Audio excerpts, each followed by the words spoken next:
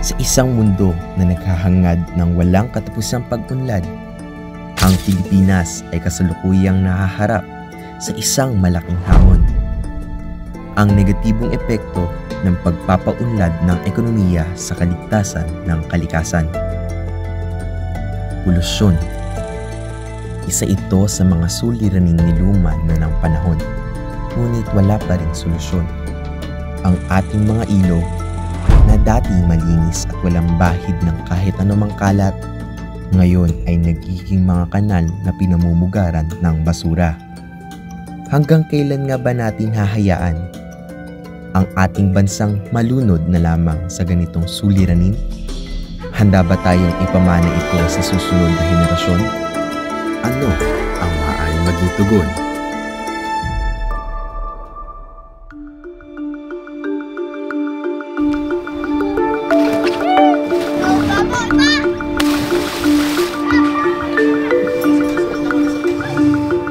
Bokashi balls is actually the word bokashi is a Japanese term which means fermented organic matter. These are our finished products. It's called bokashi balls.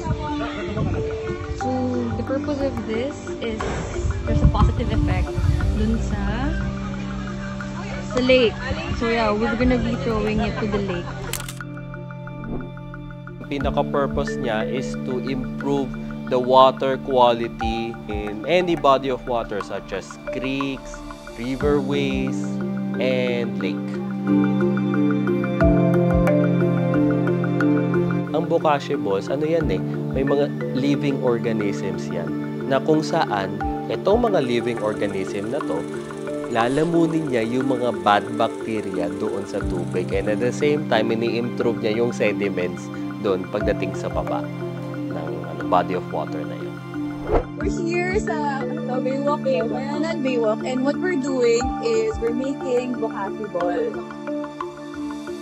Ano-ano ba tong mga ingredients ng bokashi balls na pinagagamitan namin? Una, EM solution. Pangalawa, molasses. Pangatlo, darak ng palay. Pang-apat, garden soil. Pang-lima naman, cornstarch. And syempre, additional na yung tubig.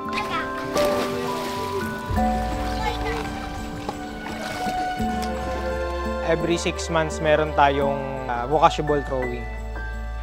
Kami naman sa city, quarterly, meron kaming water quality monitoring.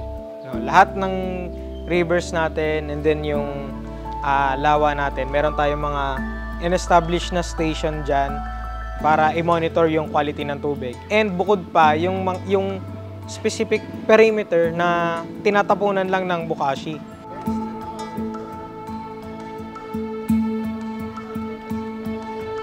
Primary effect ng ng bokashi ball para talaga siya sa sedimentation at saka sa odor. If we continuously adapt this practice, then meron pang hope, di ba? Na at least mapalawak pa natin yung area of coverage ng pwede nating protektahan, yung pwede pa nating i-maintain yung cleanliness ng tubig na yun, di ba? Ma-preserve natin yung humanity in the future.